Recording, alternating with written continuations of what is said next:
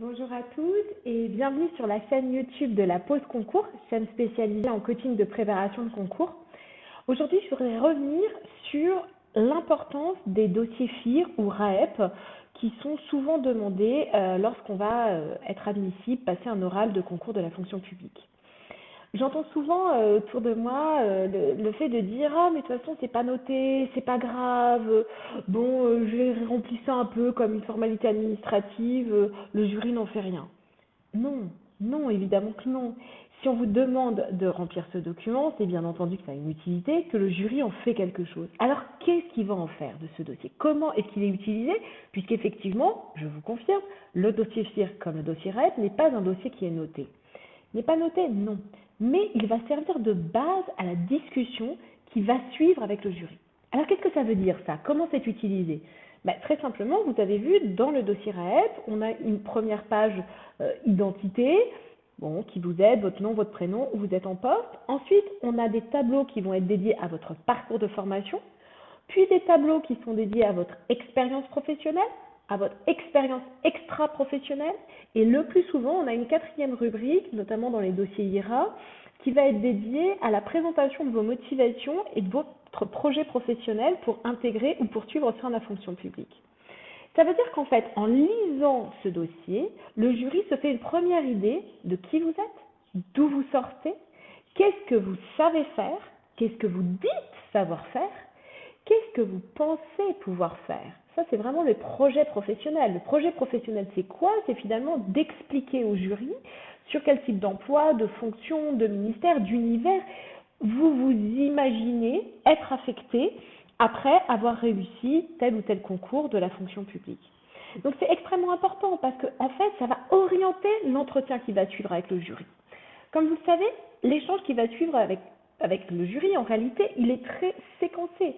Le début des questions, ça va plutôt porter sur vous, présentation de votre parcours, vos motivations, qui vous êtes. Donc très concrètement, ils vont dire tiens, je vois que vous avez travaillé au sein de tel service, dans telle structure. Comment cette structure travaillait avec les partenaires sur le territoire? Tiens, vous venez du ministère XXX, qu'est-ce que vous pouvez nous dire sur les réformes en cours? Ah, vous dites que vous avez une expérience en conduite de projet, en animation de réunion. Concrètement, comment vous y êtes pris? Vous voyez, ils vont utiliser des éléments que vous avez mentionnés pour discuter avec vous.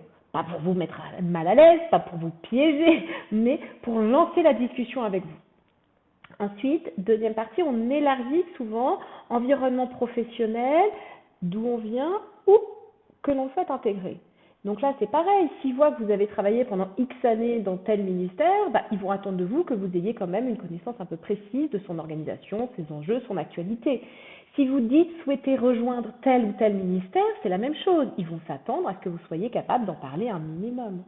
Donc vous voyez bien, ce dossier, sans être noté, il est capital parce que au-delà des informations presque de base qu'il va faire passer sur vous à votre jury, il est aussi la proposition de discussion que vous faites au jury. Donc c'est bien vous qui allez orienter, en tout cas, au moins les premières questions pour venir discuter de points que vous avez mentionnés dans votre dossier. Donc je ne peux que vous inviter à le remplir avec attention, à le remplir surtout avec beaucoup de prise de recul. Analysez, réfléchissez à ce que vous avez fait et dites-vous, mais finalement, sur tel poste ou dans telle formation, qu'est-ce que je retiens? Qu'est-ce que ça m'a vraiment appris, tout court, connaissance? Qu'est-ce que ça m'a appris à faire, savoir-faire? Ou bien, quelles qualités étaient nécessaires pour mener à bien les missions, les activités dévolues sur tel poste, savoir-être? Et c'est ça qui est intéressant, c'est le recul, la prise de hauteur que vous-même portez sur votre parcours, sur votre formation et que vous allez partager avec le jury. Donc encore une fois, prenez le temps de lire les consignes, de répondre de manière précise, sans être trop technique, de prendre de la hauteur sur ce que vous avez fait et toujours de vous demander finalement quel message je veux faire passer au jury, qu'est-ce que je veux porter à sa connaissance, pourquoi est-ce que cela me sert et est-ce que c'est audible pour un jury?